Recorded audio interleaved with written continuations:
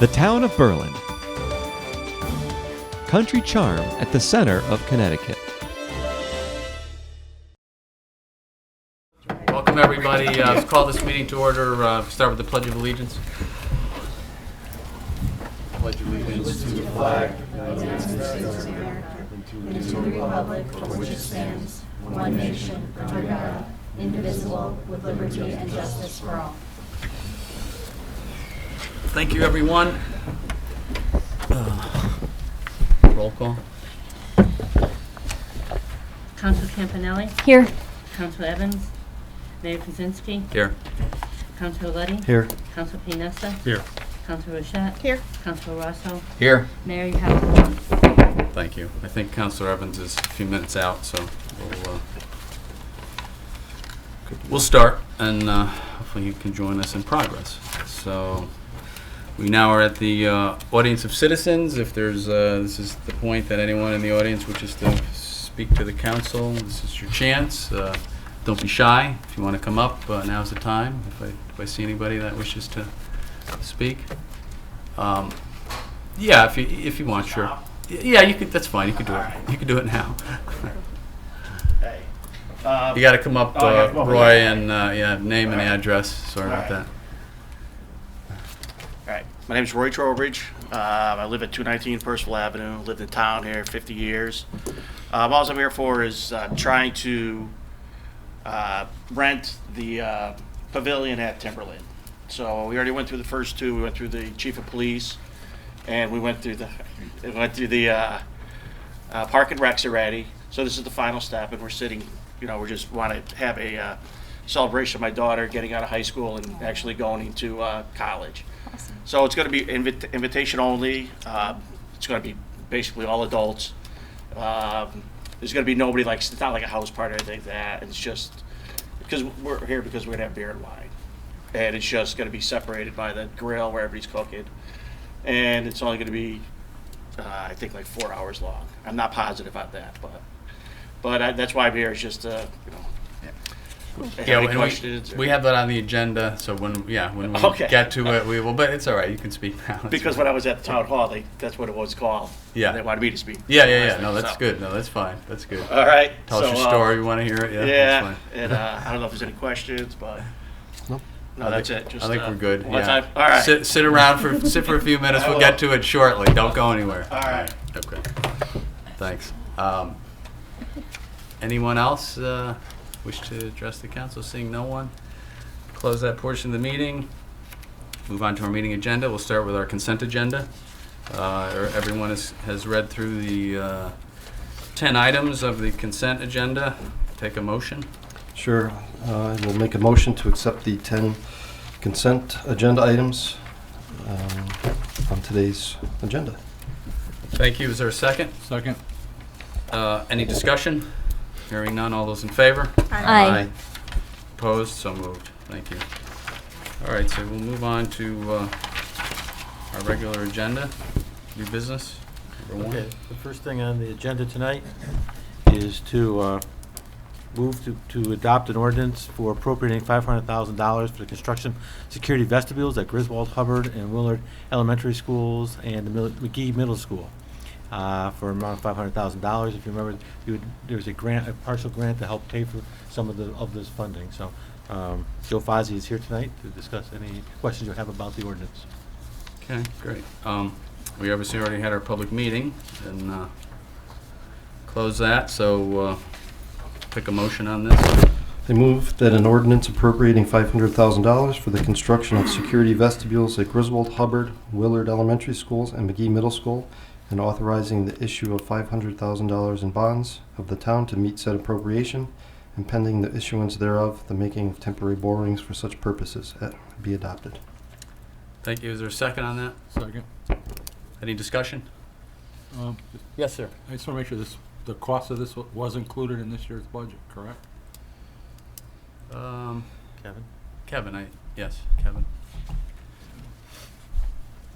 I seem to recall it was I included. thought so. It was not included. Okay. What we are doing is, a few years ago, the town borrowed money for the Sherwood Mill project. There were 4 installments. The town paid 3 of them. The fourth one, the developer has yet to come forward with a viable proposal. The money has been sitting idle for several years. That creates some challenges from an arbitrage standpoint with the IRS. And it also presents an opportunity for us to repurpose that money. And so we're doing that so that we can fund the security vestibules at the middle school and all 3 elementary schools. We will also, instead of borrowing additional money for the Zipadelli infield, we'll repurpose the money for that as well, which was in the budget this year. Is that deal dead with the developer, or will we just have to find another way to finance it if that comes to life? If they come up, we would have to finance it in the future. There is nothing imminent. The developer apparently had a couple projects in the Hartford area that went longer and were more financially involved than anticipated. So it has been several years since they've come back. Thank you. And that was phase 4. It was the condos across the street that they were the freestanding condos that they were Right. going to build. They've come forward with a couple of proposals, but council has not viewed them as in line with what was intended for the project. Okay. So, Yeah. And I don't know if Mr. Fozzie has to answer that, but that borrowing that was purposed for that, are there any issues with using it for something other than what it was originally borrowed for? we'll be coming forward once the Zipadelli bid is out, and once that bid is completed, we'll come back for bond authorization. Once both of these projects are authorized, we'll come back to reallocate the money from one project to another. You have the authority as council to reallocate the money. Okay. There was no restrictions on what it was needed to be used for? Okay. Was a good answer. Okay. Thank you. Great. Excellent. Thanks. We good? Thank you. Pretty good. All right. Kate, roll call vote on this? You don't have to. do That's what the that. paper says. I'm just following directions, you know. Let's do roll call then. Sure. All right. Why not? Council Campanelli. Aye. Council Evans. Not here. Councilor Luddy. Aye. Council Paynessa. Aye. Council Rochette. Aye. Council Rosso. Yes. Mayor Kaminski. Yes. Mayor. Thank you. Passes. Declare nobody opposed, obviously. I declare the ordinance adopted. Thank you very much. Thank you, Joe. Agenda item number 2 is a request for a fee waiver for Thank Dog Pet Adoption. Pamela Cole and Jennifer Williams are applying to Planning and Zoning. They'll be going before Planning and Zoning on June 22nd for a special event approval. Jennifer Williams' daughter Sierra is organizing a donation drive to benefit local animal shelters and rescues. And this year it's going to be at the Sheer Perfection. The dogs will not be adopted on the site. They'll be like pre-screened. The adoption will be pre-screened there. So they're requesting that there be a special event fee be waived for $150. The state fee cannot be waived. Okay. Thank you. Take a motion on this? Okay, move to approve the request by Pamela Cole and Jennifer Williams of Sheer Perfection to waive the planning and zoning special event fee of $150 for a proposed Thank Dog Pet adoption fundraiser. Second. Second. Any discussion? Just like to make Yes. a comment. Sure. I'd just like to congratulate you on doing this great fundraiser, and I know you've done other fundraisers in the past and have been very successful, so congratulations to you for taking this on and doing that. You're welcome. All those in favor? Aye. Any opposed? So moved. Good luck. Okay, agenda item number 3 is for, at the Timberland Golf Course, a donation of 4 rounds of golf and 2 carts for the Ryan Lee Memorial Classic. This is the 7th annual golf classic that they've had in his name. John Zook is here to answer any questions. Great. Take a motion on this? Okay, move to approve a donation of 4 rounds of golf and 2 carts at Timberland Golf Course. The donation is to be used as raffle prize during the 7th annual Ryan T. Lee Memorial Classic Golf Tournament. Raffle and auction to be held at Timberland Golf Course on Friday, August 4th, 2017. The total value of the donation is $226. Second. Second. Any discussion? All those in favor? Aye. Opposed? So moved. 4. Agenda item number 4 is to award a bid for the routine and minor emergency sewer services, including sewer pump stations, contract number 2017-20. The Berlin Water Control Commission went out for a bid on emergency services. I think if you remember, about a month ago, I reported we were having issues with a pump station. We want to have a contractor that we can have an on-call service with, and already have their rates approved, so that they had gone out to bid. So we're requesting that you approve that contract. Ray Jarama is here to discuss any questions you have. Okay. Thank you. Motion? Move to award contract number 2017-20, routine repairs and minor emergency sewer services, including sewer pump stations, to the sole bidder, Drain Doctor Inc. of Berlin, and to authorize the interim town manager to enter into agreements with the above firm. Second on this? Second. Any discussion? I do have a question. Sure. Mr. Jarima, maybe you can help clarify for me. I believe we did emergency action last meeting. You're What are correct. the differences between that and this? The other one was primarily for transmission distribution system. This is Okay. primarily for from pumping stations only. Okay, all That's right. where his expertise lies. Okay, thank you. Okay. Okay. All those in favor? Aye. Any opposed? So moved. Thank you. Number 5. Item number 5 is to request a budget transfer for the Water Control Commission in their 2016-2017 budget. They've, the wells they have on Elton Road, we've had needed servicing, and also to put a new well in service, which has been completed. But during last year, during the drought, that time, we purchased additional water from the Cromwell and New Britain Water Departments. So we're requesting a transfer to cover those costs in the amount of $46,000.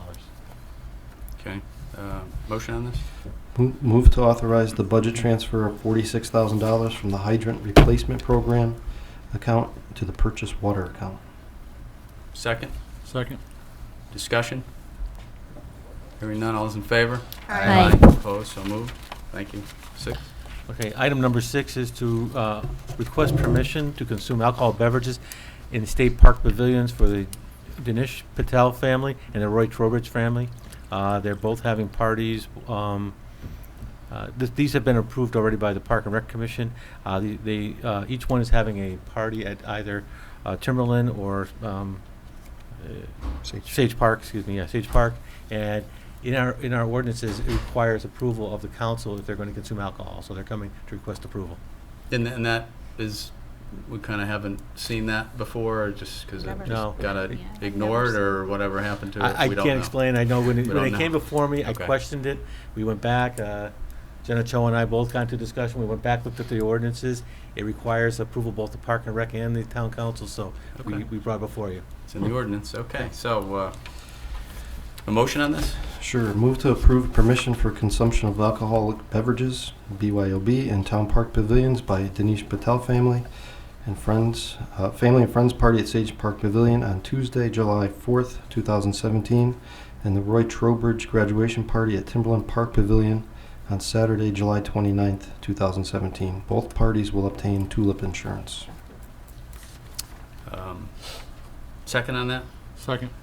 And just for discussion, so that the tulip insurance is just, right, they've taken an insurance policy out to, That's standard That policy, standard, and that's right. been policy all along. Yep. It's right on the form that they have to fill out, so they all know that. Yeah. I believe in the past, the Patel family has used the facilities before and has obtained the tulip insurance. okay, that's great. Anything else? All those in favor? Aye. And just one abstention. Motion passes. Thank you very much. Thank you. Me. Okay, agenda item number 7, the Public Grounds Department is requesting you approve the portable restroom bid results. They annually rent certain portable toilets for different places in town. They went out to bid, and they've obtained 2 quotes. They are attached to your information. Jenna Cho is here to answer any questions about the bids. Okay. Motion on this? Move to authorize the interim town manager, Jack Healy, to enter into a contract with the low bidder, United Site Services Northeast, Inc., for the rental and service of portable toilets at various town properties from July 1, 2017 through June 30th, 2000. Seven. Yeah, It's out of order. Yeah, they were. Yeah, Sorry. They were Sorry, is that's it out right. of order? I knew that. Out of order. I knew It's out of that. order. I'm No, you're out of sorry. order. No, you're out of order. I'm sorry. So I have to go to number 8, right? Yeah, it's number 8. It's number 7. It was numbered wrong in the thing. I'm sorry about that. So this is for, This is for That's the gonna- this is maintenance 7. and lawn Alright. cutting. okay, Got it? yes. Okay, move to authorize interim town manager Jack Healy to enter into a contract with the lowest bidder, Central Connecticut Services, LLC, for the seasonal maintenance and lawn cutting at various town properties. Right? Yep, from. From July 1st, 2017 through June 30th, 2020. Yes. Okay, great. Second on this? Second? Just for discussion. That's not the one I described. What are we, we're Yeah. doing the maintenance and lawn cutting and not the porta potties? We're going by, I'm sorry, the agenda has it correctly, whereas agenda is number 7. Yeah. And then, Okay. Yeah, I sorry. apologize for That's that. all right. We, All right, sorry. Just, so, we've done these contracts before? Which one are we talking about? We're at the lawn service, Central Okay. Connecticut Lawn Service. Yeah, we did lawn service with Mark's Landscaping since 2012. I think it goes back, might even go back to 2009. And it's time for a new contract. They were one of the bidders, but they weren't the lowest bidder. We got 3 bids back. And Central Connecticut Services was the lowest bidder. We called the references, spoke very highly of them. Okay. Just out of curiosity, I need to ask, I mean, is this something that the town can't handle? I mean, we contract this out for all these years, we can't Talk about how to cover change these, or properties. not? There's about 47 properties on the list if we would maintain them. Okay. We've been maintaining them since March 1st, and with that, it usually takes about 8 to 16 hours a week Okay. to mow all the additional properties. Most of them are cemeteries, Yeah. and all of the headstones are not in line, so Right. it actually just causes more and more labor. Okay. So we think this is probably the more fiscally responsible way to do it? Correct. Than burn up our town? We've Yeah. even actually eliminated some of the properties from the original Okay. contract and put it on ground, some that are geographically easier for them to get done. So the contract came in lower than what it has been in the past. Oh, okay, great. We Okay. took 22 properties off the original document, and a lot of them are places that we drive by. So we're going to East Berlin to mow East Berlin Pool. There's a roadside strip right there. It takes us 3 minutes to get on and off. Where we mow McCotchie Park, next to McCotchie Park's the old Peck Library. It's a home run, and the same thing goes with the meeting house. We're already on Worthington Ridge, mowing Worthington Ridge. Why not just go across the street and knock that out? So most of the places that we chose were geographically made sense. South Kensington Firehouse, we have nothing out that way, so we left that on the list. Okay. No, Got that's, Really smart. That's good, sounds good. Any other questions? Hearing none, all those in favor? Aye. Opposed? So moved. And now the porta potties, yes. Number 8. Well, I think I You read already- it, I read it for you. You read that already, yeah. So we wait there. So let's take a motion on this one. Okay, for the second time. Yes. Move to Yes. authorize interim town manager Jack Healy to enter into the contract with the low bidder, United Site Services Northeast, Inc., for the rental and service of portable toilets at various town properties from July 1st, 2017 through June 30th, 2020. Thank you. Second. Second.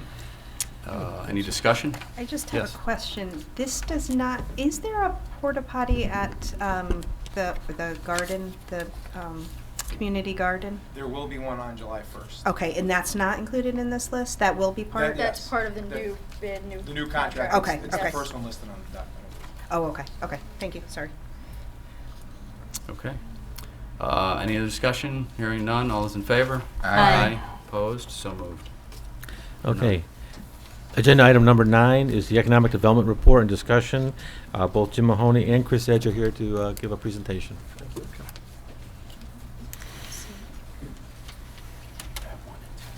You got it.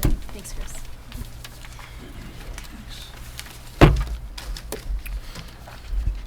Good evening, everyone. Hey, Chris. Just wanted to give you a couple little updates on what's happening. I'll wait till the sheets go around.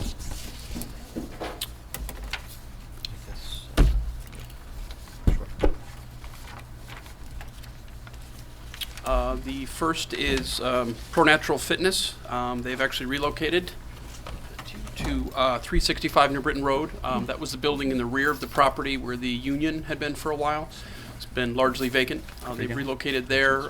Building is being renovated, and so we're excited about that. There is a party interested in the building they vacated, which was the former Average Joe's Gym. So hopefully that will be occupied soon as well. Sign Boss, small company that started up. They essentially do banners, car magnets, and the like. Opened up in the Central Pizza Plaza. Local guy who was from Berlin, left, came back. Great guy, worth talking to.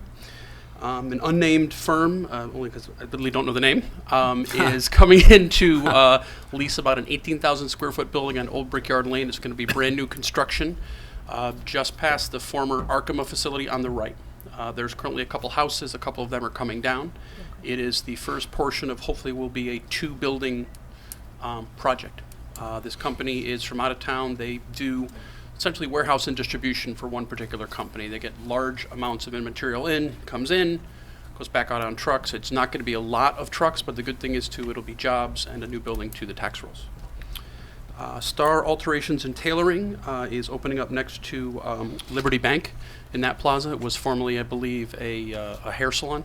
So again, nice little company opening up. We're doing a ribbon cutting for them the 28th at 9 a.m. The Acura dealership will be hopefully finishing the paving in the next couple days and hoping they'll be open July 1st or so, selling cars. We're excited about that. That's been a process, and currently working with the agent listing the building next door. Mary's Bakery, I spoke to them. They're currently working on finishing a job in Weathersfield. We are next. Hopefully the next 2 to 3 weeks we'll get it paved, because sure as everybody's seen, we want to see the fence come down. Yeah. Oh, that would be nice. Yes. That would be awesome. Quite Mary's Yeah. Bakery sign is coming down. I don't know. I'm not going to even take that on. It's a historic, I Rachel. know, It's a I know. historic sign, Rachel. We can't take that down. Apparently. Yeah. Yeah. Yes. I just want the fence down. I'll be happy with that. Yeah, seriously. The fence is a good start. Yeah, what about the sign It's a after? great Yeah. start. Please get the We are fence doing a bus tour on the 28th, much like we did in the fall. We're going to be having it starting on one of my commission members' homes, essentially starting it, bringing in commercial real estate folks, developers, do a bus tour around town. The good thing is one of our local bus companies, I believe, will be donating the bus to us. The good thing about that is we have the ability to take people around town. I literally am on the microphone in the bus, telling them about opportunities that are there, new developments, and then we actually go and have a Texas-style barbecue, which is great. Previously in the past, and Jim had done a great job doing the golf event. This past fall, we kind of mixed it up a little bit, and we had gotten a great response. We're going to be doing that for the second time. I'm sure the Texas-style barbecue, I assume the council's all invited to that, right? Yes. Yeah. Is this at Commissioner Capola's house? It is. I was going to say, it sounds like something he'd be doing. Awesome. It is. The last, and you'll see the T-shirts you have there. They were put together actually for the Memorial Day Parade. Yeah. We ended up not having a Memorial Day Parade. What it is, it's let's do business together, which is really what we're looking to do now, is to promote people to do business here in Berlin. We have a lot of family-owned companies that, and that revolves everything from service to insurance to restaurants, to use local services. The good thing about the shirts you have, 20 different companies sponsored it, so it did not cost a nickel of tax dollars. Awesome. The nice thing about those is we're going to be giving them out. On the back, you will see we have a brand new website for economic development, essentially to give people a landing place when they come into town. The nice thing about that Oh, is, yeah, let's show the T-shirts. yeah, right. Back The nice thing is we're going to be linked All right. to the town There's the website and back. Richard's got the front. Working There very you go. closely as well with development services, so that if somebody's looking for something, they can find it. Very nice. We're also going to have a business directory on there, which is something we've not had. One of the reasons that this was important to get done now is with the Nutmeg games coming in. We're going to be working with the Nutmeg games on having a link directly to the restaurants in town. Still figuring that piece out with them, but that's exciting at this point, and it's going to give us some more opportunities of really helping the folks locally. And then, if all goes well, the T-shirts will be given out to firemen as well as hopefully at the Berlin Fair, and really to keep pushing people to spend money here locally and realize the folks we have. Many people invest not just their money but their time and energy, and we want to help support them. Great. Thank you. Oh, Chris? and I'm sorry, the second page, if you look at it, is actually the front page of the website, Great. so you can take a look at it. Nice. Very nice job. Thank you. Mayor, Yes. question. Yes. The location, the old Brickyard Lane location, you said that as you go into Brickyard Lane from Porter's Pass, Yes. is it on the left or on the right? It's on the right. You have the large brick facility, which used to be the Arkema plexiglass factory. Just after you go across the tracks on your right. There's, I believe, 2 or 3 houses. They're going to be, over time, taking the houses down and putting up new buildings. Gotcha. And do they have any need for the use of the railroad spur there? I am not sure, to tell you the truth. That was never part of the discussions that I was part of, but I will let Director Riggins.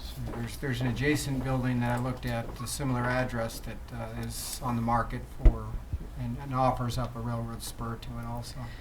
The building on the left, there's the railroad spur passes as you come to the railroad tracks. There's a building on the left that could have used the railroad spur, and then the old Arkema building no longer uses it.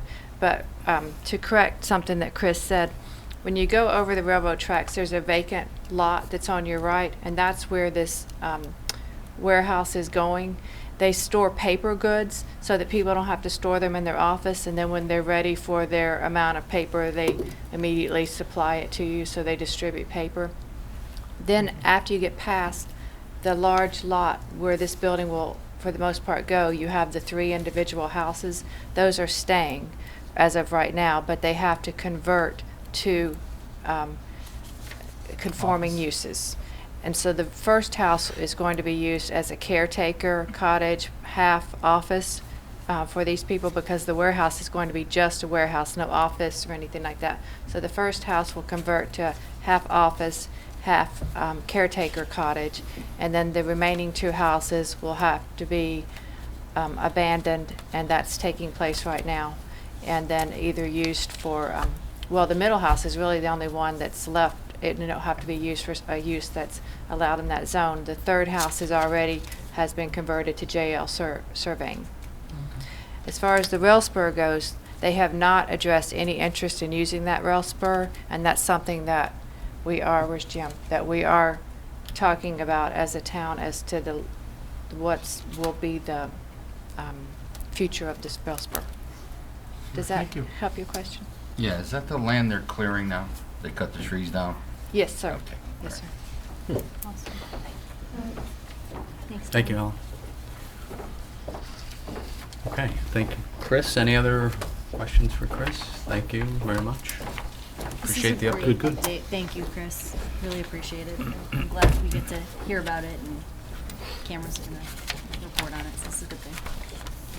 Great. Number 10. Okay, item number 10 is the authorization to file an application for a 2017 Responsible Growth and Transit-Oriented Development Program grant. Your last meeting, the town council authorized the town manager to apply for the 2017 grant. As part of that, there's a required form of resolution for the grant application. These grant applications are due on June 23rd. We're requesting that you pass the attached resolution. And Jim Mahoney is here if you have any questions, along with Chris. Okay, yeah, let's have a motion on this. Move to pass the attached resolution to authorize the interim town manager to apply for a 2017 Responsible Growth and Transit-Oriented Development Program grant. Okay, second on that? Second. Discussion, questions? Quick question, is this resolution any different than you've seen before, that we've tried to pass through before? No? No, it's pretty much the same. It just Okay. happens to be this particular grant has a certain resolution and certain language they wanted. Okay. Hearing no other questions, all those in favor? Aye. Aye. Opposed? So moved. Thank you, Okay. Chris. Number 11. Agenda item number 11, Chris and Jim Mahoney are here to discuss the reaffirmation of support for construction of the boulevard to the train station, and also to provide future access to Berlin Steel. Jim has written a agenda item here that gives quite a description of the history to the boulevard, and he's here to discuss that with the council. Okay, yeah, go ahead and discuss it first, if you will. Members of the council.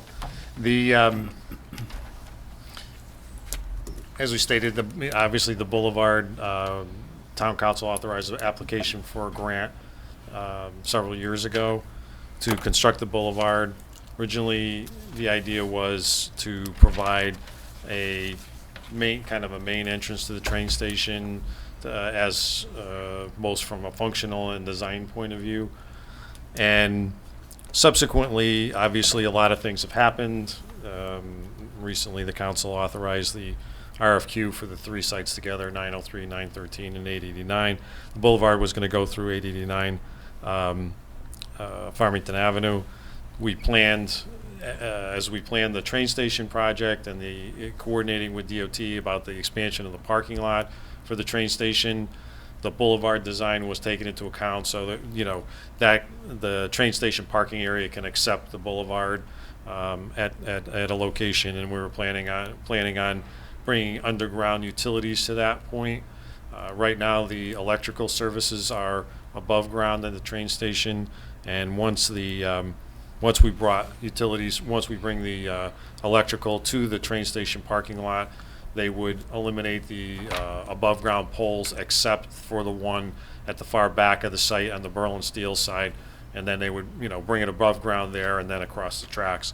So it would make the train station project more aesthetically pleasing. And again, as the project has evolved, obviously we've had the Civic Moxie TOD study. They've made recommendations about redevelopment of these sites, and one of the key things that I think we've highlighted is really the future potential of the Berlin Steel site. That was cited specifically in the town's plan of conservation and development in 2013 as a major transit-oriented development opportunity. The site is about 13.67 acres. For contrast, our sites, the 889, 903, and 913 are 3.82 acres altogether, so it's 4 times as large. So it's a major future development opportunity for the town. And when we look at the transportation access to that site, we think that connection via the boulevard is really the key feature, because if we're going to have a significant development there, we don't think it's appropriate to have all that traffic going down Depot Road, through the train station parking lot to support the TOD development at the Berlin Steel site, and it may also, create issues for them in terms of permitting the development from a traffic point of view. So, I think we've talked about in the developer RFQ providing flexibility in various aspects. The decision that we didn't make previously was, should we provide flexibility as to whether or not the boulevard should be part of the project, and leave the developer to make proposals on that. And again, from a staff perspective and, from what we've gotten from our consultants, our opinion is that, that the boulevard is an important feature of the overall project. I think primarily because to provide the secondary access to future development at Berlin Steel. That, other things we might be able to work around, but the Berlin Steel access, if we don't provide it through these sites, I think we're pretty much stuck with the secondary access through Old Brickyard Lane, which, if you have a transit-oriented development type of project, doesn't really make any sense. So for those reasons, what we wanted to bring it back to the council for consideration of the council re-endorsing the boulevard, so that we can incorporate that thought into the developer RFQ.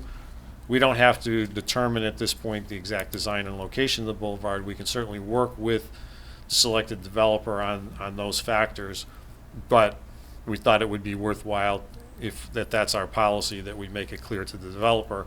And I think our feeling was that if we throw it to the developer and we say, what do you think? The boulevard will split the site. It's more, the developer's going to have more site to work with and an easier time of it if they don't have the boulevard in the project. They're probably going to say, don't do the boulevard. But I think from a town planning point of view, our feeling is that the boulevard is necessary for the future development of redevelopment of Berlin Steel, and is beneficial for the other reasons that we originally intended it for. So that's our suggestion. Would we be able to, what my suggestion tonight would be that we take no action on this, and I'd like to see is the RFP close to being done, or I would like to kind of see that in conjunction with this before we determine what we're gonna do. If that's possible. That's coming back to us anyway, correct? Yes, it is. It is. And I'm going to we were just working on this responsible growth TOD grant, and I'll pass this around. But I think and we'll get it out to the council before the next meeting as part of the package, or when we bring back this item. But I think when you look at this map, the different sites are in different colors, and Berlin Steel's in pink, and you look at the map and it tells the story. This is a major site. Yeah, I just think if we could take it in its entirety a little bit, I know we were piecemealing it to kind of get through it all, but if we could see the RFP when it's closer to being completed and just see where this would fit into it. We should be able to bring that back shortly, perhaps the next meeting. Can I ask the question then, since we're talking about the RFP? What specifically in the RFP are you putting in about a boulevard? That's what we're talking about. Right, that's what you need us to do to finish the RFP, correct? It just seems this boulevard, we have been talking about it for 6 years, 5 years? How long has it been? We're just going to push it off again when they need our guidance to actually complete the RFP. I don't know. So my question, I guess, is if we're waiting, what are we hoping to see in the RFP? What is? I'm not sure what the purpose of. Just trying to understand why we're waiting. I just think to take it all together, and if it's only another couple of weeks, I don't know if it will make that much difference, I guess, after all this time, but just to see how that shakes out. Yeah. Yes. If I remember correctly, Civic Moxie said that to access the Berlin Steel property, you'd have to eliminate the railroad spur. You'd have to cross it at a minimum. You have to cross it. Now, would that hinder development of this warehouse area that we were just discussing? And what plans does Berlin Steel, what are they proposing to put there that they need this traffic access? Well, again, there is no specific plan at this point, but I think we've certainly been in a dialogue with Berlin Steel as part of the planning process. They seem to be receptive to the idea that, of redeveloping the site in the future. I think it's, our understanding is certainly that they want to stay there, but there's a number of business uses that they lease space to, for example, related to the rail, commuter rail project. They're leasing space to Amtrak, and so a lot of those tenants that are they're going to be going away in the near future. So I think they're open to options for development of the site. Civic Moxie, looked at kind of a mixture of commercial uses. If you're going to do any possibly, retail civic uses, we talked about trying to bring civic uses into this area. I know we talked about a lot of things, but is there an actual There's plan? no. Well, No. but I just, this is confounding me for some reason. I don't understand. This is a forward-thinking project. We get one shot at this. Once that land is developed, we're not going to go back in and put it in a boulevard. And we need to think about what's going to be developed. And I think Civic Moxie talked about the potential of that space back there. It's a large parcel, larger than the front portion. And we have a grant. We have 500. I guess I'm not understanding the opposition to putting a road to access in the back for future development, for whether it's mixed use housing, whether it's business. I'm having a hard time understanding the concern around this, what it is. I don't understand it, other than that we proposed it. I don't get it. And I'm asking you guys. The Democrats proposed it. That's the only thing I don't even know that. But okay, I'm just asking for clarification why there's a concern about it. I just don't know. Yeah, no one's opposed, I don't think. My concern is building a road that we don't know where it's going to go to. We're not quite sure where we're building it, and it's going to go from Farmington Avenue, from what we hope to be our retail area, to a pay-to-park parking lot owned by the state, 400 or 500 feet away. I really can't see our citizens driving to the train station and paying to park and walking back to Rite Aid from there. I don't understand how spending $500,000 of whoever's money is really gonna help us. And I think that's what they are looking for us, and looking for whoever responds to the RFP to be able to incorporate in a way that makes sense from a project perspective. Well, So maybe. Perhaps we'll get that and I'll have a level of comfort. But they supporting can't put that in the RFP unless we say that. So I think that's where I don't get waiting. I thought the RFP was for ideas either way. I didn't think it was to insist on a boulevard. Okay. I'm sorry. That was my impression. Well, as I recall my days on economic development, this is the key to that piece of property, is access. And we know Depot Road is not going to be sufficient access, and whatever goes there. And you know, there's been some serious talk with Berlin Steel, as I understand, about development there. And by not specifying this boulevard, I think we're probably jeopardizing with any RFP we get. Or future potential business back there. Yeah. Or use. If people can't get to it, nobody's going to want to build back there. Mayor? Yes. So when we talked about this last, I had talked about exercising it as an option. Now, you could do it probably two different ways. You could say, they were considering putting a boulevard through here. I need a presentation including that, and I need an option without it. Or you could say, I want a development plan here without it and an option to include it.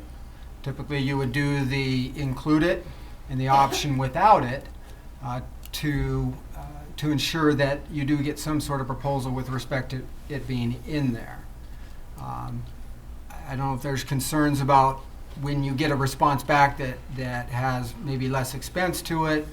You know, it may turn opposite around. It may say, okay, there's 500,000 there, and it's going to be less expensive to develop with the 500,000 that's already there.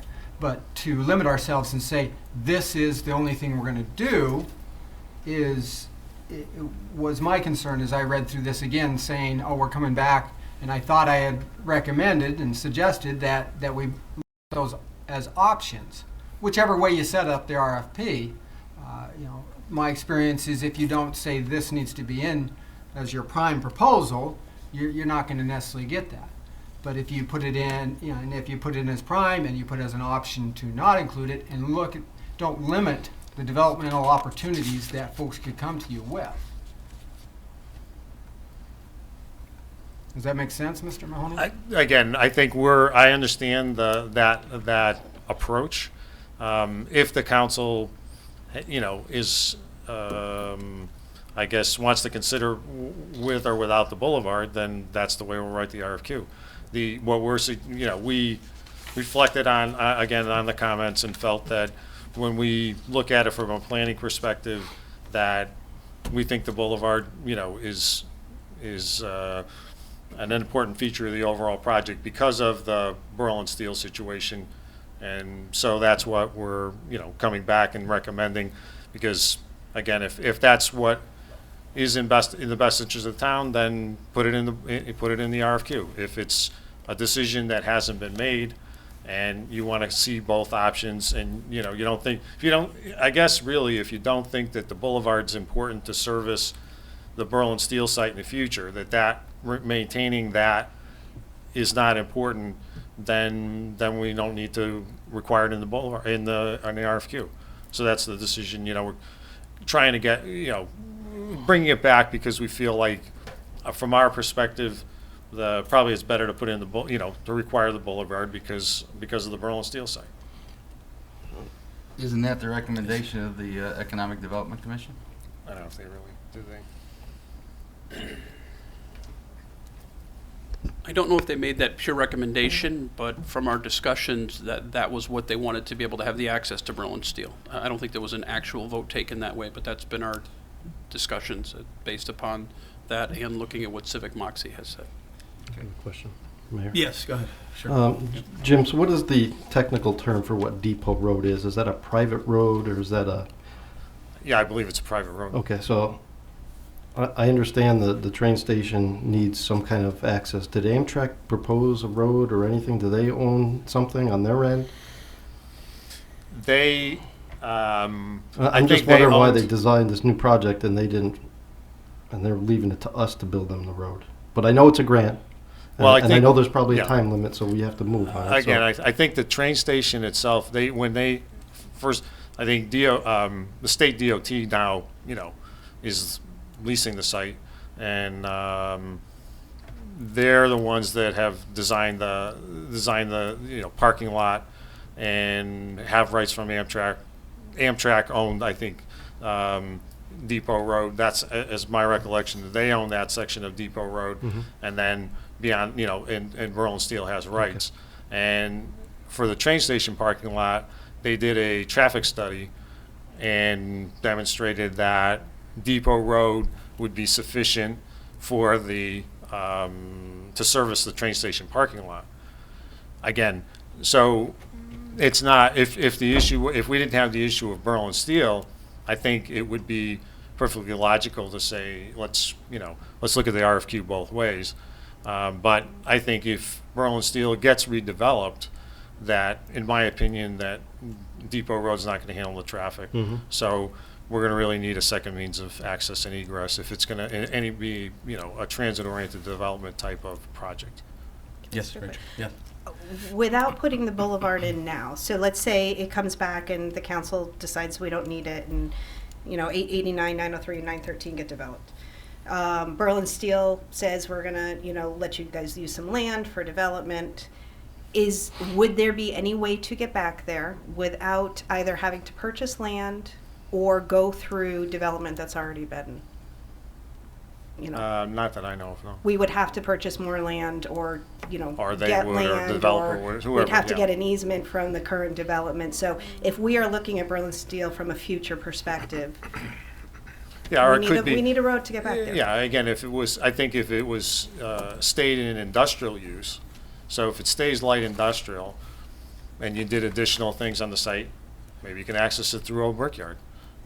That probably works. But if you're going to do some more intense use, I think that's where what triggers really the need for a second means of access and egress, where you want it to relate to Farmington Avenue. Thank you. Just another question. I just was reading this. So Depot Road. So the other thing you talk about in here is the utilities. Right. So the utilities would go up the proposed boulevard, Right. obviously. So just playing the other side. If there's no boulevard, where there's so the train station does have not enough electrical power now. No, they have enough electrical power. The issue was above ground versus underground. No, right. They want to put it underground. Right. Yeah, So okay. they didn't put it underground, but they're willing to put it underground. They designed it for that. If we can bring it underground to the back of the site, Yeah. then they'll drop it all, they can drop it all underground Yeah. and just bring it, and just have the one pole kind of at the back of the site. And to put it underground, would they be looking for us to do that on the boulevard, or that? Just on the boulevard, we would provide the service and, The service through there, right. and they'll hook it into their Right, station. right. Yeah. And even if, if that was the only issue, then we could just, we could also have an easement and, have the electrical just run to that point Right. and have the developer work around that. If that was, I'm just saying it's just another thing that's involved, that's all. Okay. Yes. Another question. Yes, sir. On the electrical, is there any electrical, they're building a parking lot that's coming up to Frontage Road, or up to Farmington Ave. Farmington Ave on frontage. Is there access to electrical going down that direction that they could have considered tapping into? They could have, but they didn't, it would have been a significant increase in the cost of their project at the time, so they chose not to do that. Okay. If we could just give it 2 more weeks, you think the RFP will be pretty much written, or if it's not, It's, pretty much we have a done. pretty close to final draft now. If you could come back and visit us, maybe some of us just want to reflect upon it. But actually, myself, I'm going to drive up there. I just want to kind of see Yeah, a couple take a things look. that I'm not really aware of, and then we'll just come back and we'll take a vote and move this along for you guys. I don't think 2 weeks is going to hamper anything that much. So if we would, we'll take no action tonight. If we put it back on the agenda, Kate, for the next meeting, and then we'll go ahead and Thank you. take this. Okay. Thank you very much. All right, number 12. Agenda item number 12. Oh, yes. Kevin Delaney is here to discuss adopting town policies for debt management, capital, and fund balance. I believe you discussed this at the last council meeting. Kevin has come back to go through it if you have any questions. Okay, great. I know a couple counselors weren't here, so that's one of the reasons why I want to make sure you guys had time to review it. It's a new policy, or really an update of our policy. I don't think it's a new policy, an update from what I got, right? Mr. Delaney, last time was an update of what we have to more current terms that the financial world looks at, obviously, right? Absolutely. Yeah, absolutely. One of the questions I did have, though, I know you threw some numbers in here last time. I know we had some questions for you. I don't know if there, and maybe I'm missing it. I had some notes last time. I have a couple on this one. I read through it again the other day. There was just more numbers I was looking for just to see. So let's say we adopt this. Yeah, okay, there you have it. Okay, great. That's what I was looking for. Thanks. I said, where are those numbers? Just so we kind of know where we fit in. I don't. There, thanks. There you go. So there's really three policies. Okay. One is fund balance policy. Right. Fund balance, the one that's generally talked about the most would be the general fund balance. Okay. Certainly gets a lot of discussion with the budget and how it interacts. The other two major ones for the town are the insurance funds, the health insurance and the general insurance fund. The town self-insures health insurance, so having a strong fund balance is critical in the event of major claims. We do have individual stop loss, so if an individual had major claim activity in excess of $150,000 for the year, then the town's limit, or it's capped at that limit. The other piece is the general insurance. This covers, well, a lot of general things. It covers heart and hypertension, which is still a matter with the police force. That is not part of our policy with KERMA, so the town is really on the hook for those. It does cover environmental matters, so as we deal with some of the properties that the town has and we deal with some of the insurance claims, there are sometimes a piece that the town owns, or when the insurance money runs out, the town is left to continue testing and remediation efforts. There's also general liability insurance. Could be for our vehicles, could be for our buildings, properties. So those fund balances are also very important to maintain. As you look at those, over time, we have a strong general fund balance, but I will say this year, we did use some. We know that some of our defined benefit pension eligible employees have elected to retire, and there's a unique element to our plan which allows for a lump sum distribution. So the town faces a potential cash crunch, and we had that this year, and we used it to help us reach the actuarial recommended contribution for the fund, and that's been critical. But it has worked down the fund a little bit. In the past, we've talked about a guiding number or range of 11 to 15%. This would establish a policy of 11% fund balance. It is a good amount of money when you look at this, but the town does have some exposure, especially right now. Our pension exposure is still at about $7 million. So this fund balance would be critical in the event of a rush, so to speak, of retirements. We still have 14 employees who are eligible. The plan has been closed for a long time to new employees. All but one is eligible to retire at any moment. So I think it's important to maintain that balance. We certainly are all keenly aware of what the state is dealing with and the uncertainty there.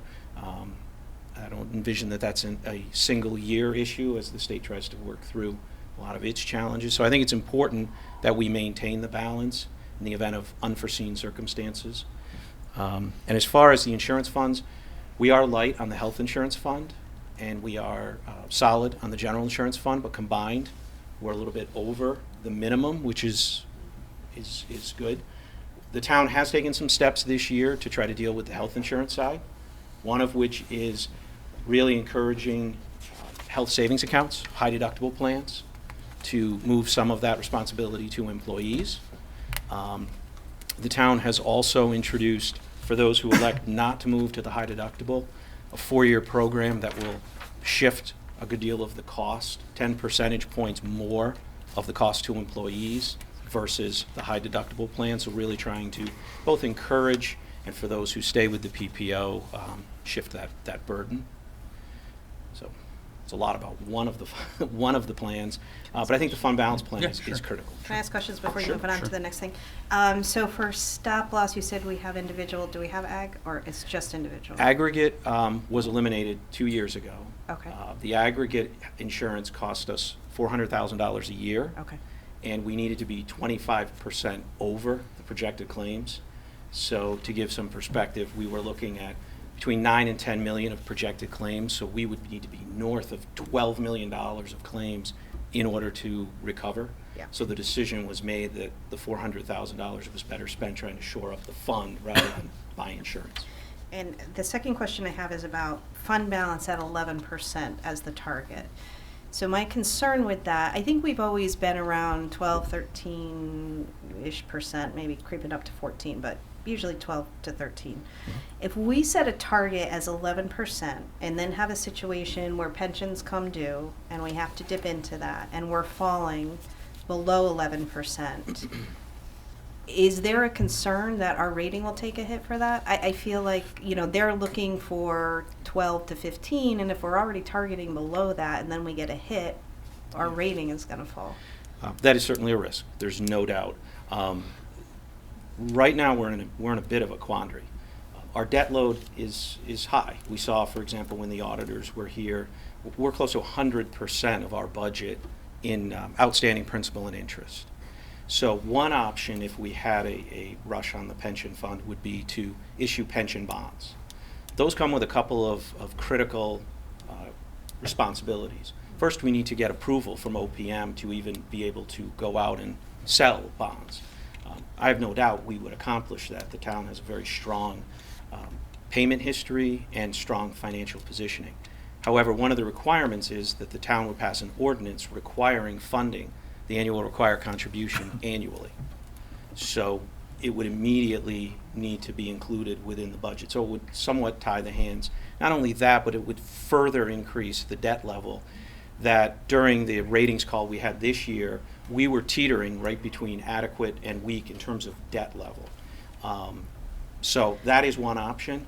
So I guess the question then is, why 11? That just seems very low to me. So why? And I just kind of knowing how budgets work, if the target is 11, you're certainly not going to fund more than that in the fund. So you're going to take any of that money and put it towards operating budget. So you're going to, if the ordinance says target is 11, it's going to pretty much stay at 11. Whereas if you put it at like 12, you may not always fund 12, but you could. I guess why 11? Well, the policy that's been in place was 11 to 15, so I kept the floor where it had been. I have no problem. As a finance person, I'll always go with the higher number. It's more conservative. It's, I think, and I think we talked about it during the budget hearings. I think several counselors brought up, how much do you put into the fund balance? There's always that risk. People will use the term overtaxing. Sure. To the extent that you've got quite a bit of money sitting in the bank, why isn't it being used? And so I'm perfectly fine raising that to 12. There are other communities that are at 15%. I will tell you the Northeast, Moody's did something last year for the National GFOA conference, and the Northeast actually is lower than the rest of the country in terms of fund balance. I will say in all the other aspects that they rate the Northeast is substantially higher than the rest of the country, but low to mid-teens is low for the rest. I'd be interested to see what the rest of the council has to say. And I'm not necessarily recommending 15%, but I just feel like 11% gives you no wiggle room if something comes up and you really are in a situation where you have to spend a lot of that money. Come the next rating call, you're looking to take a hit. Whereas if you do 12% or 13%, there might be a little bit more wiggle room. Absolutely. Just my opinion. Sorry. Okay, we'll ponder that. That's definitely something to ponder, no question about it. It's something we got to think about. So, okay, good. Move on and. Okay. The next one on the list was the debt policy. This one I think is critical. We just had a capital meeting today. We've got a cross-functional team trying to evaluate various capital priorities and develop a 10-year capital plan that we can not only present at budget time, but actually manage and work throughout the year on behalf of the community. And one of the things I think is critical with that is how are we going to fund these various items? So one of the things I think is really important with this policy, it's not just establishing the parameters, but it's also providing guidance to all of the staff as to how much we're willing to borrow, at what level are we willing to operate. You'll notice in the bottom two boxes, because the high school project is so significant, I showed the metrics as proposed, including and excluding the high school project. The target, there's two metrics, and there are basically 3 or 4 that most municipalities use. I landed on 2 of them because they're also consistent with metrics that S&P uses as they rate us, and most of the municipalities that are AAA or rated AA plus like us are using. One is the percent of grand list. That's basically the ability for the community to absorb debt. And the other is debt service as a percent of the operating budget. And that's really the ability to service the debt. When we include the high school, the target of 2.5% of the grand list, this year that would be 3.8, so we would be well above it. However, if we exclude the high school project, we'd be at 1.5%. So I think it's important, while the rating agencies will consider it, but they still have their formulas, I think it's important to at least understand that as we work through the high school debt, those numbers will come back in line, and the community is not, doesn't borrow a huge amount regularly, it just borrowed a huge amount to do an important project. The other piece was debt service as a percent of the operating budget. 10%, I would love to see that at 8.5%, but 10% I think is still reasonable. What I will say is as a percent of the budget, that would put debt service in line with public safety and public works. So if we think about the budget, if 2/3 roughly is going to be education, and that's the way it is in almost all municipalities, you're going to be looking at about almost 1/3 of the rest of it, public safety, public works, and debt. So that just for perspective's sake on what the budget would look like. If we put the high school into that, we're over 11%. So that is a substantial amount. If we exclude the high school, it's at 5.7%. So again, the high school represents a major piece of that. But the high school debt, I know we talked about it in the budget, and we had a chart on it. But so when that starts going down, I believe after next, isn't it still high next year on the payments, and then it starts going down right after that? Right. Debt overall is high, and yeah. We didn't start paying on the high school project until principal on the high school project until 2014. Oh, okay. So we're really only in the first couple of years Right. of that project or of that payment. Okay. Yes. So, the question: if we were to implement this policy on the target debt level, and we're currently sitting at 3%, where it says shall not exceed 2.5%, and that's on the total general fund debt, and then on the annual principal and interest payments, it says shall not exceed 10%, and it's currently 11.1%. We're already, in a sense, violating the policy. What would be the ramifications, or what would be the action that we could take as a town and as a council or as a finance group to meet that policy? I think the key would be when you read the next couple of sentences, it means that we're going to establish basically a plan to get back in compliance. I think there's 2 things we would need to do. One would be to stay the course on paying off the debt, the principal and interest payments that we have, and the second would be to be very mindful as we borrow additional money. And that is, I think, the key piece that would come into play for staff and for the capital plan as we present it to you, not just for the projects that we would do, but how they would be funded. But this would establish, what it really is doing is putting policies in place that are in line with how the rating agencies are already looking at us. So whether we adopt the policies or not, our rating is being measured against these standards. And this is an opportunity for us to proactively work on it as a staff, day in and day out, project by project, and then budget by budget. And part of the reason of showing the high school is to recognize that we're not going to get there in 1 year or 2 years, but I think having the policy, having the measurements, and as we get the Board of Finance, like other municipalities, I would envision that these metrics and others would be reviewed on a monthly basis. Are we trending the right way? Are we taking the right steps to make sure that we're moving in the right direction? And the other piece I would say is that the lower debt not only allows you compliance, but also gives flexibility. Right now, 11% of the budget is locked in. We've already agreed to borrow it. There's nothing we're going to be able to do about it. To the extent we get that number down, it allows you flexibility. If the economy turns sour, it's an opportunity to maybe pull back on some new projects. If there are other opportunities or things the town would like to do, it gives some flexibility at those. So I know our latest, bond sale was excellent, right? And we're doing very good with everything we borrowed. I mean, do they look at that specifically? I mean, the high school's in there, it's in there. Mm-hmm. Do they break that out when they look, or they just look at that? No. They don't care. They're just looking at that number. Whatever it is now, Yeah. whatever we're paying, we're paying. They do. They look at it in aggregate. There's no doubt their models work. I actually spent a little time today with our financial advisor to understand exactly what S&P looks at. So they certainly look at those metrics, but they do have two other factors that they look at. One is how much of the principal is projected to be retired in the next 10 years. So if we have a hockey stick debt repayment schedule, that's a real negative. We don't have that, and we're continuing to move in that direction. One of the things you'll see in the debt policy, which actually was carried forward from the one that's in place today, is repaying the debt as quickly as possible. The objective is to repay the debt at about 50 to 75% of the useful life we're borrowing. So if you think a road is going to survive for 20 years, then if you're going to borrow money, you would pay it off in 10 or 12 years. Doing that allows us to really front load the debt payments, and we actually get credit. So even though our debt level may be high, we can get benefits from that. The second piece is specifically looking at debt as a percent of grant list.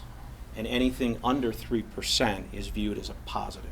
The town is right now just slightly over that, so being able to bring that back under 3% will help us. So there are things, while they do look at the absolute numbers, and there's no doubt it's in the model, there are factors that are at play in these metrics that would really help us in that sense. And even though our bond dollars stay the same, we know what we're borrowing. If the grant list grows, that percentage goes down, right? So, Absolutely. I mean, there's ways to help that number. Absolutely. Absolutely. All right. Could we, we just got these numbers, and again, I'm sorry, I just would like to take just 2 more weeks to digest it. Maybe I got more questions for you on the side, or I have some other questions. No sense taking all our time up, but just so we all look at it. It's a couple of you guys, first time you kind of saw it, first time we saw the numbers, just to make sure, because it's a very important policy, and I don't think there's a reason, within the next 2 weeks to rush it through. But I think we need to do it. I'm in favor of it, but I think just let's digest it a little bit. I'd like to read it a little bit more with the numbers in place, and maybe talk to you, Mr. Delaney, or Mr. Healy. And can I just clarify my earlier concern about that 11%? And I think I misunderstood. So I was thinking the target would be 11%, but that's just the minimum target. That's the floor. So my concern is that's not the a minimum. concern That's- anymore. We can Yep. still go above that. This policy isn't saying 11% and that's it. Right, exactly. Okay, all right. And the only other point I would make is, council reviewed this as well and provided feedback, and I did share with all of you the red line version. Yes. Yeah. Sometimes it's easier to follow that and see the changes, but. Yeah. Yeah, I like the red line. Yeah. Okay. Okay, yeah. Is that all right with everybody? We'll Sure. just Yeah, just that's think fine. about. Let's read it all. I mean, it's a lot to digest, and I don't want to rush us. But Thanks for the numbers. yeah, I appreciate the numbers, Mr. Delaney, and get some good information to read, and may be getting some calls from some of us as we look through it. But it's all good. It's all good. Thank you. Good direction to go in. Okay, number 13. Agenda item number 13 is Records Management System. In February, the town had a comprehensive records inventory and analysis of the town files, which was completed by King Information System. The town had bid out the project and awarded the King Information System, and now the Business Continuity Plan Committee would like to proceed on to the next phase and make funding available to do the next phase at the amount of $52,026. Kate Wall is here to discuss. Kate Wall's favorite project. That's great, yes. Thank you. No, my favorite project is restoring records. Oh, yes, that's right. That's true. That is That's true. what Remember, Evan's you doing. did give us quite the talk on that. Yes, yes, we remember. Can we make a motion on this? Okay, move to authorize Jack Healy, the interim town manager, to sign a contract for an amount not to exceed $52,026 with King Information Systems, Inc. to continue the next phase of the town's records management program. Second on that? Second. Discussion? Any discussion? Kate, what do you have to say? Anything? It's simply that if, as you all know, you've been in town hall, we have tons and tons of records, not only in our own offices, but also over at Willard School and also downstairs in the vault. You also have known that we've had 2 issues of flooding in the town hall, and we've lost records because of it. You don't want to spend money restoring wet. I don't know if I'm on mic. Am I on mic? You don't want to restore. You don't want to spend money on records that you are not going to use. You want to make sure that you know what the records are, that you've identified them, that if something like a flood happens, that yes, either you can get rid of these records, or no, you need to have them sent out to have them air dried and restored and put back into it. So what this analysis did, it was it identified probably about over, I think she's a little generous here, but over 500 boxes that we can eliminate.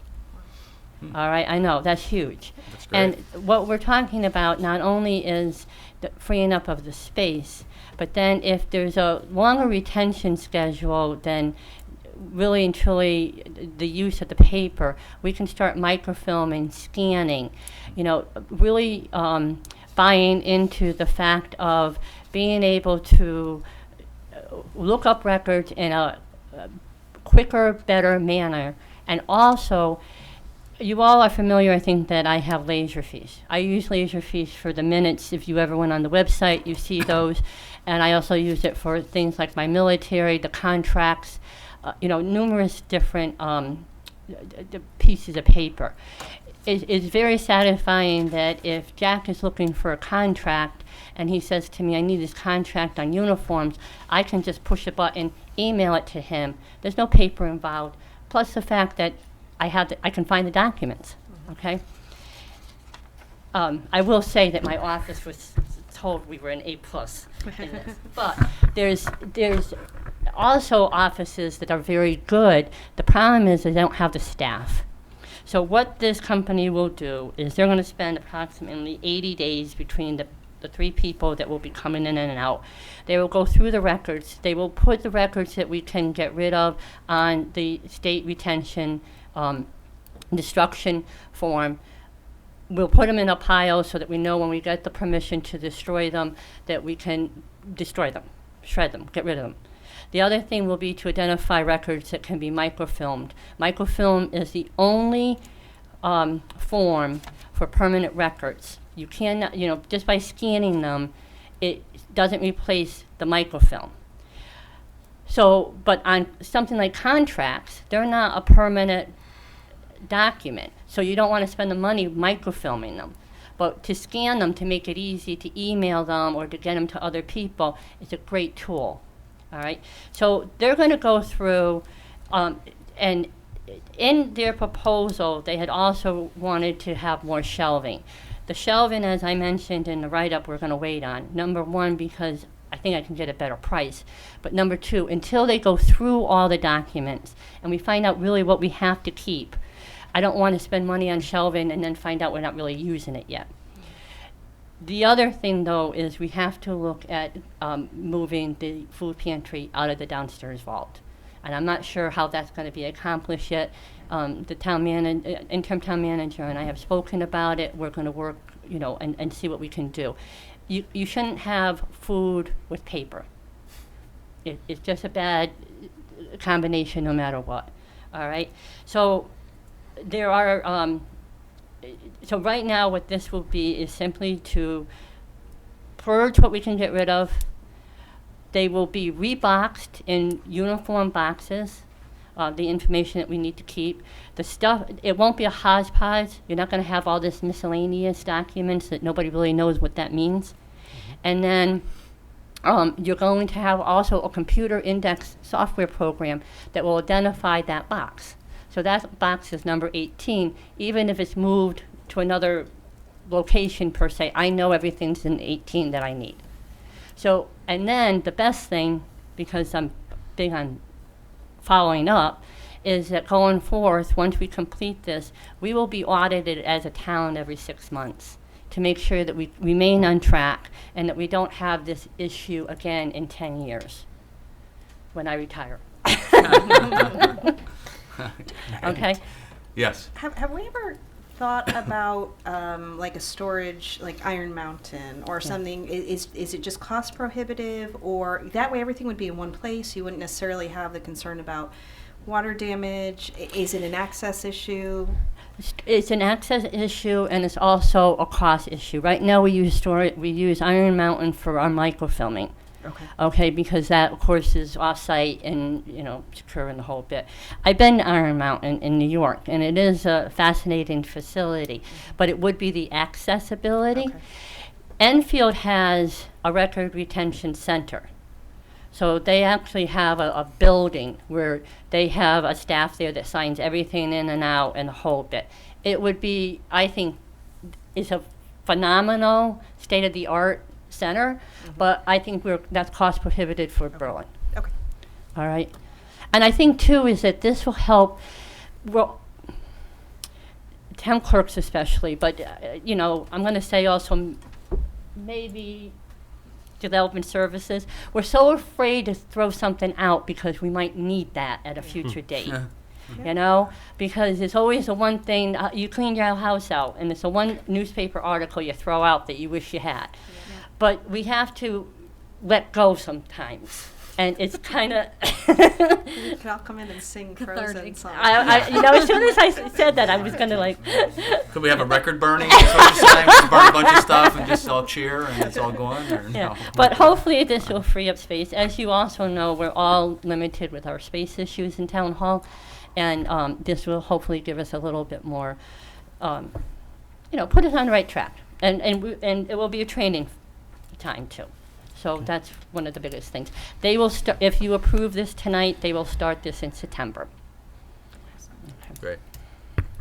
Okay. The only final question is, Kate, is do you hire out to come to our house and kind of get it all organized and tell us what to throw out? And once I'm fully trained, yes. No. Perfect. A side business. When you retire, there you go. You have you're all set for a second career.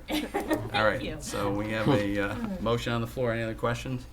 Hearing none, all's in favor? Aye. Opposed? So moved. Go get it, Kate. Go get the record. Agenda item number 14 is scrap metal disposal award. Each year we bid out the disposal of scrap metal from the town. It's collected during the refuse pickup around town. It's unusual. We actually don't pay to have the scrap metal; they pay us, and so it's a reverse bid. This year, it's also the price is based on the American Metal Market publication, and this year the I guess I'll call it the high bid was Connecticut Scrap LLC from North Franklin, and as you can see on the attached spreadsheet, their bid is 112% of the American Metal bid. Nice. So we're looking at approval of that bid. What happened to calamari? They didn't bid it. They didn't bid it. Oh, wow. Okay. Motion on this? Yes, I just lost it. Oh, here you go. Okay. Move to award contract number 2017-33, scrap metal disposal to Connecticut Scrap LLC of North Franklin, Connecticut from July 1st, 2017 through June 30th, 2018. Second? Second. Any discussion? All those in favor? Aye. Opposed? So moved. Thank you. Agenda item number 15 is authorization to enter into a contract with Malone and Broom Consulting Engineers.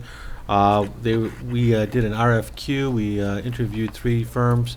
We went down to 3 firms and asked for prices. Malone McBroom was the low bidder on that work. What we're asking them to do is to redesign and bring our complex into, I guess, conformance. I won't say full compliance. We're in a floodplain, so it's going to be hard to be in full compliance.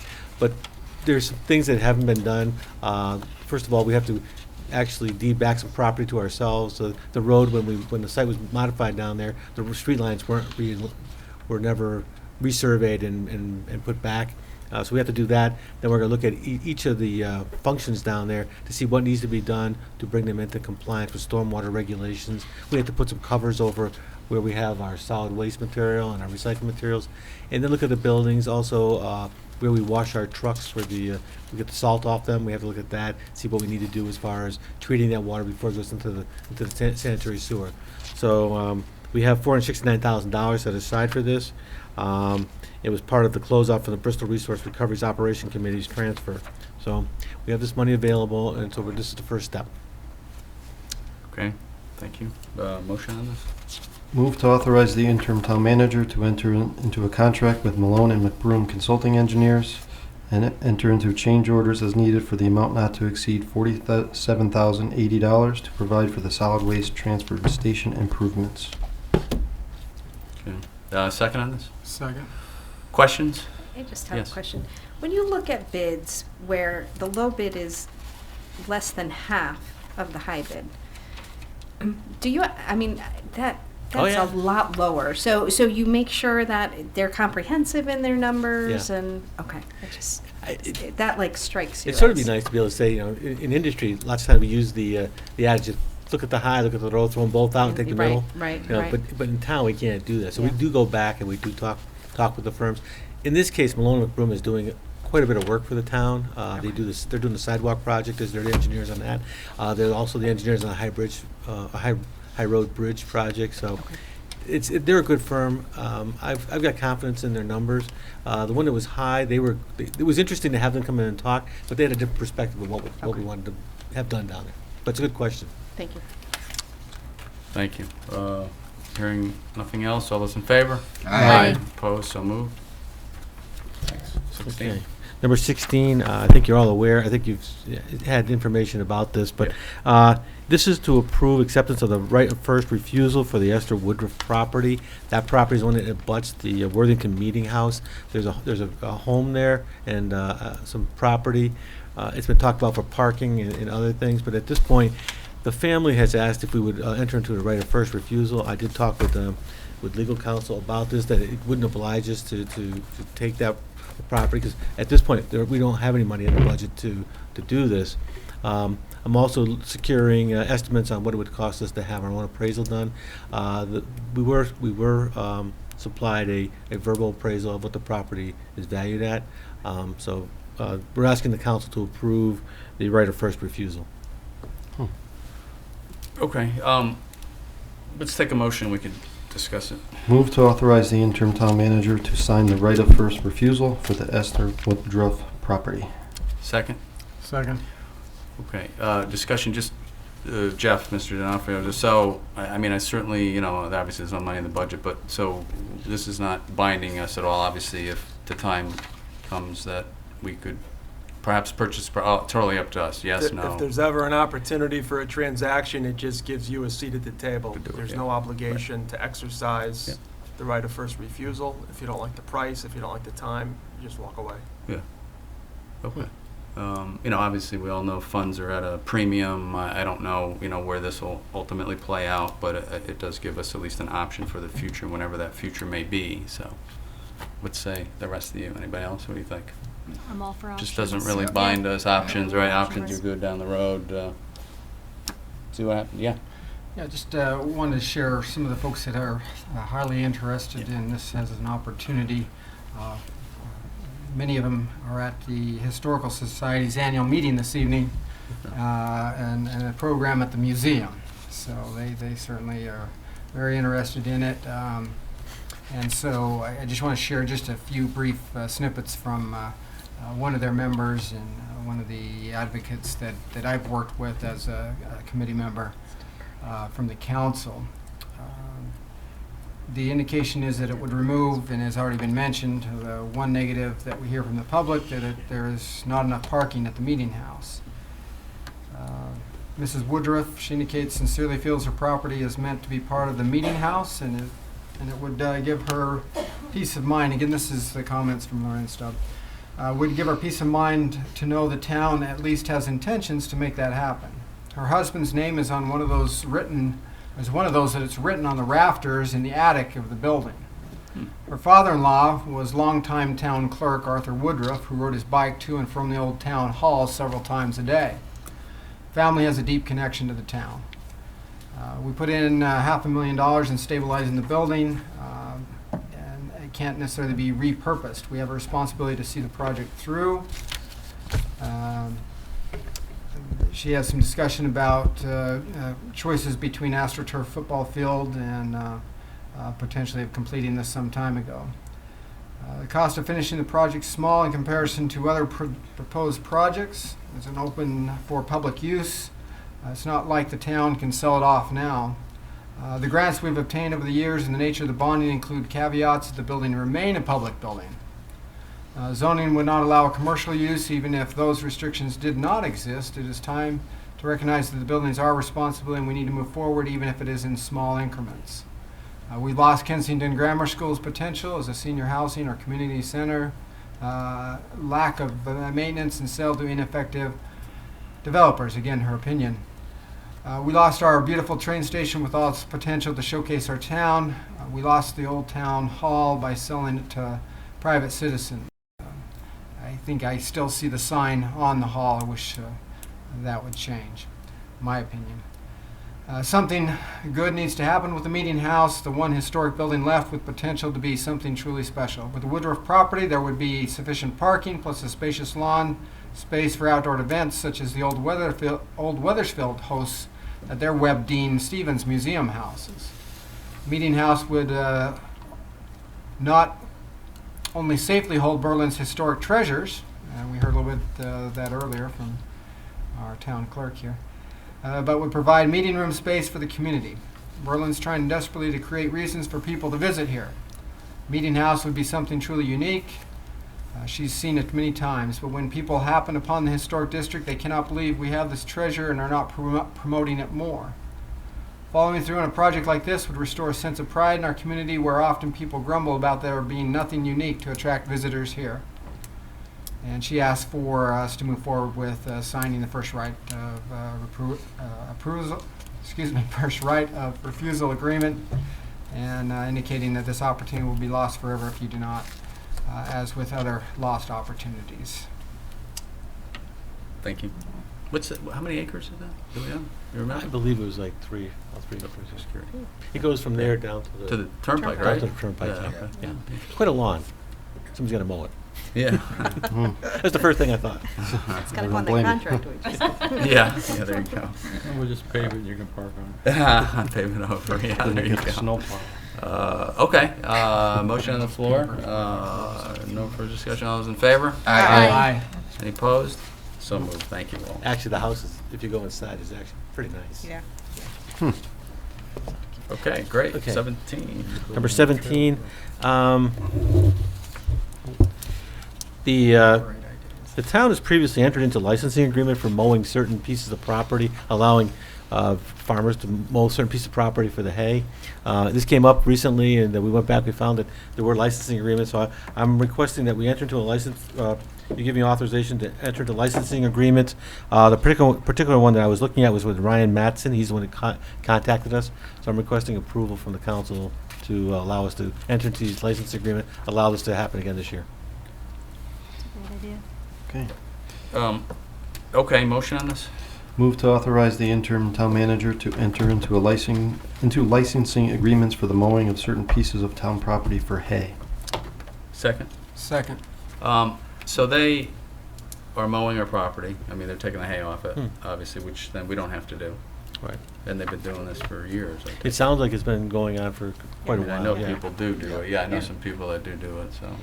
What are the property, corner of Norton and Forrod? That's what I'm aware of. I'm not aware of all the properties. Okay. Again, this was a surprise when it came up about a week ago. Yeah. So. As long as I've been on, we've been Oh, yeah. giving approval, so it's been happening. Yeah, we went back. Yeah. We found that there were a lot of approvals. Just Yeah. I wasn't aware of it until the other day, so that's why I put it on the agenda at the end. I would imagine it saves us a lot of work too. It does. Right? Yeah, that's nice. Yeah. Yeah, and it keeps the property maintained. It's a good thing to do. Yeah, good. May I Yes. just, and I've asked this before, just double checking that there aren't others that have asked for this. If there's other opportunities out there, you haven't heard of anyone else coming forward and asking about that opportunity. No, Sheila told me there were two that normally approach the town, and thus far this year, only Ryan Mattson has approached the town at this point. So that was the one we pulled out that agreement and took a look at it. To this date, no one else has called. Does he provide any insurance in case one of his workers got hurt or something? Well, I think there's a $1 reimbursement. In standard, we require insurance for almost everything we do on town property. So, and they have to name us as an additional insured. Okay, great. Motion on the floor. All those in favor? Aye. Opposed? So moved. All right. Town managers report.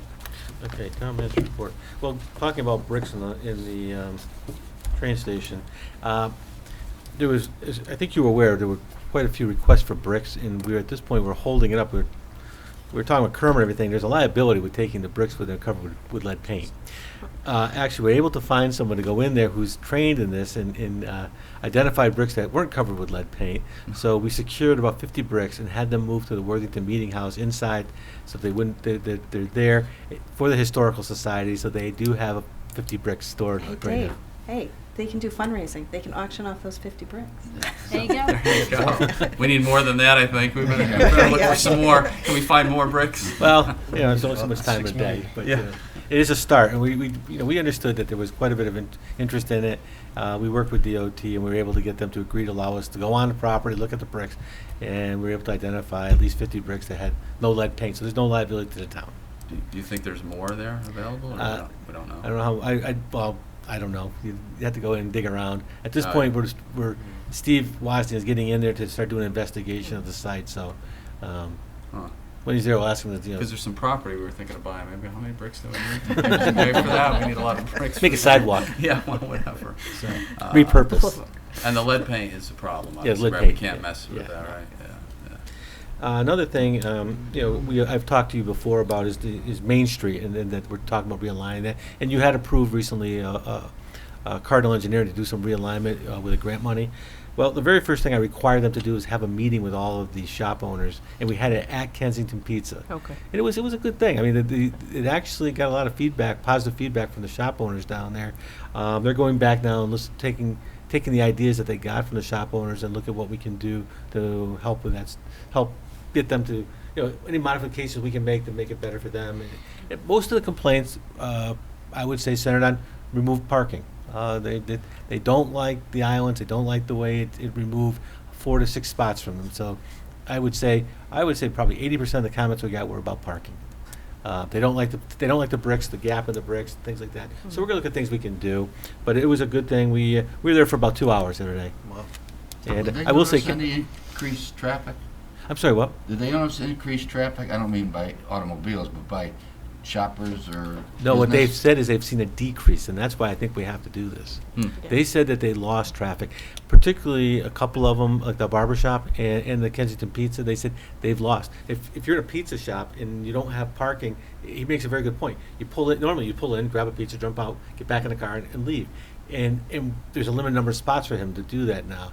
I will give John credit. He donated the pizza for the meeting. It was nice of him. I didn't ask him to do that. He just did it on his own. So it was nice of him. But the other thing that was nice is that the people in the buildings all said this is the first time they actually got together as a group. They didn't even know, some of the people didn't know who else owned buildings, so they got together on that. So I think it was a productive meeting, and we committed to having another one once we get our ideas solidified.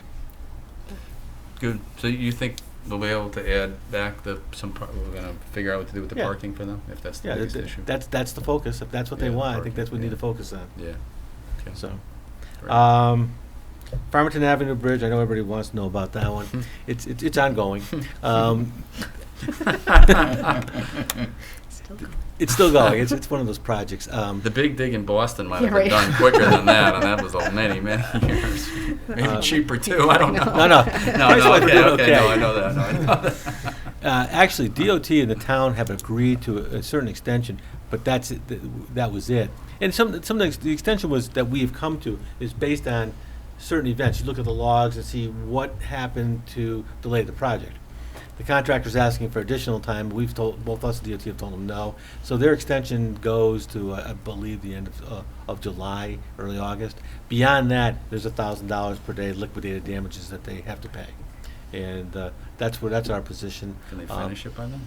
Do they say they can't? They say they're still arguing they can't, but Jeez. we're pushing them to get that How long done. have we been doing that project? That started almost a year ago. Wow. And Well, it's supposed and to this be is done why in I don't like. December, right? Yeah, I think so, right? Something like that. And that's going to lead into my next conversation about High Street Bridge. I don't like doing projects where you start in the middle of the year and then you break in the middle. I don't like that. I normally like to have bridge projects start April 1st and be done November 1st, and what happens, it goes usually to Thanksgiving. But that's it. You got a building season, and you don't go through the winter time. You don't have any detours.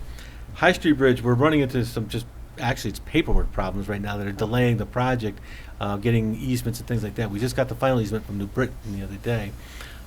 What we're talking about doing with this project is having the contractor purchase the materials ahead of time. It's a precast concrete culvert that we're having put in. So there's a delivery on that he's already telling us the delivery won't be in until the end of September. Well, that's concerning. So what we're going to probably opt to do is have everything put together, manufactured, and then tell them wait till April. If the weather's good, March. Otherwise, start April 1st to get it done next year, and not do the same thing. And so that's what I'm asking them to do. And that's in any future bridge projects. Like we have Burnham Street coming up. This is going to be the same thing. We're going to start April 1st and be done November, and not go through the winter. I don't like doing that, and this is the reason why. Okay. It's not necessarily a reflection on the contract. I don't want trying to. It's just this is what happens when you start that type of project. We are starting negotiation on with the Golf Pro and the restaurant contracts. The Golf Pro needs to be completed by the end of June. What we're trying to do is we're working with them. There's certain costs in there that we think that the Golf Pro and the restaurants should be picking up, that the town's picking up right now. So we're renegotiating that, looking at the fees. We're trying to make it more. We're working with Park and Rec and with John Zook. The idea is obviously to bring the golf course so it runs in the black, and we think we're making strides on that. We're debating about how long the contracts would be. We may enter in short contracts and then be able to go out to bid or something on these next year or the following year. And then the rest is just it's the end of the year, so we're doing reviews and budgets and closings, things like that. Thank you. Thank you. Special committee reports. I know we had our ordinance committee meeting, right? We talked about the golf commission and blighted ordinance, leash law. Leash law. We didn't talk about chickens. Chickens. Well, chickens are. They're I know we separate. kicked it back to planning and zoning, right? We've told planning and parking zoning spaces, to re-examine it. At this, huh? See if they would re-examine it. Yep. Yeah. And then there was All the one chickens on just roosters. revoking permits. What's that? And you had a discussion about revoking permits. Yes. Adding revoking. vendor permits. Vendor Yes, permits. yes. The vendor revocation of permits. vendor permits. Right, yeah. No roosters need apply. So maybe we can do that to planning and zoning. And a golf commission, we gotta do another one. Yeah, you need a follow-up meeting. It was basically your. I wanted to get some more sample. Could we ask the Attorney D'Onofrio, yourself, or your partner, sister, we just want. She had given us one. I don't know where that one I came gave from. it to you. Did you give it to us? Mary. Okay. Mary. Could we get? I know Mary was a little bit different scenario, right? From what I remember in the discussion. Is there one that we want? I think we generally decided we were gonna make it as a advisory committee to the Advisory. Park and Rec. I can call CCM and ask them. Oh, okay. Oh, great. Yeah. Okay. You want it as an advisory committee? Yeah, Jeff, I don't know if you could find any Sure. town that might have one. Yeah, just so we can look at it, because the Meriden one didn't really apply. It was a little bit different. The setup over there, I don't think it was. It seemed to be more elaborate than It was what yeah. we're looking to do initially. So if we could get that, we could have another meeting and try and then I think we were going to finish up on the sign. Remember we talked about the signs at Bicentennial Yes, we Park will. Yep. for the dog, the leash law, and then I think there's just a little bit of wording we were going to change in our ordinance, I thought, that Jennifer, Attorney Yes, Cole there was going to just be looking some slight modification Right. about it's having something under control and in at. sight. Yes. And then the notice would be posted Yes. in a couple places. Maybe we talked about moving the signs so people would be aware of that, at all the entrances. Correct. So that's kind of what happened. Going back to revoking the licenses, did we decide we need to change the ordinance? Yes, I think we needed, there was nothing in the ordinance to revoke it, right? From what I- There's no revocation process, Yeah. and therefore there's no due process, so we came up with what I thought was very reasonable due process. Yeah, I think we, then to did get we a vote, Kristen, to add the revocation, right? I Yeah, thought- we had voted to approve the revocation. Yes, the language that Attorney But Down. then to return the fee, they'd have to come to council, I think, right? Yes, I think we To talked about request that, the fee. depending upon how, yeah, if they had to pay the fee already. If they paid the fee to get it back, If they I wanna think get it they'd have back. to come to council, Yeah. just like we do on building. Or, permits. yeah, would we return that to them if we revoked it? I mean, depends. Not automatically. Right, right. I think it would be a case by case. Yeah, situation. yeah, because in the instant case, right, that wouldn't be one that I would necessarily return from the facts, but. No, because if you Yeah. have a revocation that's necessitated by misconduct from a permittee, Right. you have internal staff time or legal time Right. that you're not getting reimbursed by the former vendor. And they violated the agreement. They agreed to abide by the rules. They didn't, so. Right. you're Yeah, out. okay. So I think that's all. That was all. Done. I think that's all done. So really, it's just, the next, I'll have to pick a date for a meeting, maybe, Is that coming back in front of the council to amend the ordinances? yeah, I think once we, just get some minor revisions on the leash law ordinance. There was minor wording. It was Minor wording changes. We'll have to, we'll, the signs, we can work on the signs too, but we'll have one more meeting with the ordinance committee, and then we could bring it back to council, and then go off commission if we can get the samples, and maybe pick another Can we meeting. have those for you? I guess July, I guess. I Yeah. think there's also another item you should add to your next ordinance committee meeting. Yeah. Also, it's come up recently that our ordinances are not in conformance or aligned with the state building code on handicap parking outside of establishments, and it may start to cause some issues in town. Okay. So our ordinance is not as. Ours is more stringent than the state ordinance. Jeff, I've talked to Jeff, and he's recommended that we go back and change our ordinance to be in meet compliance with the state law, or what? To Or what do we match. do? The building code. The The building building code. code. The building code. The state building The code. ordinance is more restrictive than the statute, which is fine, Okay. but Right. not consistent with the building code. In other words, the ordinance requires one handicap parking space once you have 20 spaces overall, Okay. so. Okay. So we need to fix that. Yeah. What is the building code? Statute doesn't require any until you have 200. Oh, Oh. jeez. Okay. Okay. Really? Wow. Yeah. All right. So we'll Questionable. fix that. We could put that on the. Yeah, I think we should. Okay. All right.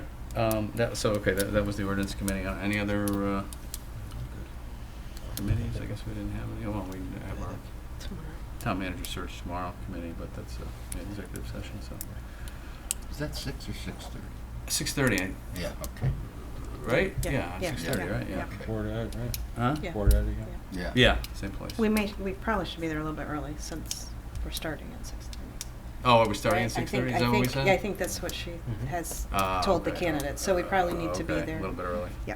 Okay. I know the Board of Ed's got a meeting in there, I think tomorrow night, but they're gonna be done quickly, Oh, from okay. what I heard. So, they should be done. Okay, that's the committees. Any other committees that I missed? I think that's all we've had. Council Communications? Just want to thank Jack and Doug Solik for getting the lights up at Zipadelli Field. I mean, every night game, people were coming up to me and saying, "Look at those lights." So we got it for the last home game. Good. So thank God. And you're the Just hero in now. time. You're the hero now. No, You're the no, hero. I'm not, but Come on, it's the all right. Legion's going to take advantage credit, of it. whatever. Yeah. Take credit. Thanks, Jack. Good, that's great. Anybody else? All right, we'll move on to our acceptance of minutes. Motion for the May 16th meeting. Okay, motion to accept the town council meeting minutes from Tuesday, May 16th, 2017. second? Second. All those in favor? Aye. Abstain. Okay, thank you. So moved. And the 6th? Motion to accept the meeting minutes from June 6, 2017. Second? Second. All those in favor? Aye. Aye. Abstain. Abstain. Okay, great. Thank you very much. And motion to adjourn. I move to So moved. adjourn. Second. All right, all those in favor? Aye. Aye. All right, so adjourned. Thank you. Thank you.